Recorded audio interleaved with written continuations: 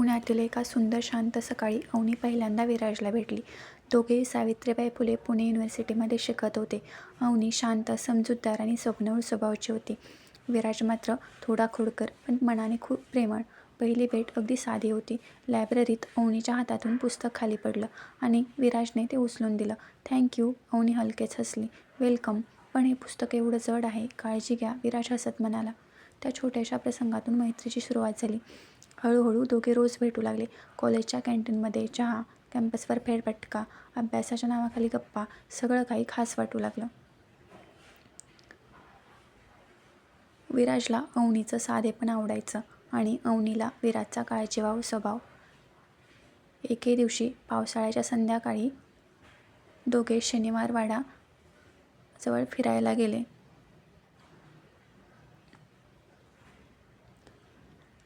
पावसाच्या सरी कोसळत होत्या.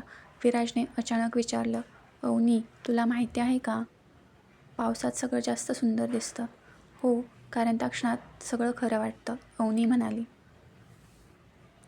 विराज थोडा थांबला आणि म्हणाला, मग मला सांगायचं आहे की तू माझ्या आयुष्यातील सगळ्यात सुंदर गोष्ट आहेस. मला तुझ्यावर प्रेम आहे. अवनीच्या डोळ्यात पाणी आलं, पण ते आनंदाचे होते. मलाही तुझ्यावर खूप प्रेम आहे विराज, ती हलक्या आवाजात म्हणाली. त्या दिवसांपासून त्यांची मैत्री एका सुंदर प्रेमात बदलली.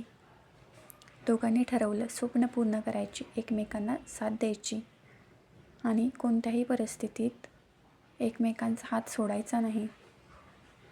कारण खरं प्रेम म्हणजे फक्त आय लव्ह यू म्हणणं नाही, तर आयुष्यभर मी तुझ्यासोबत आहे हे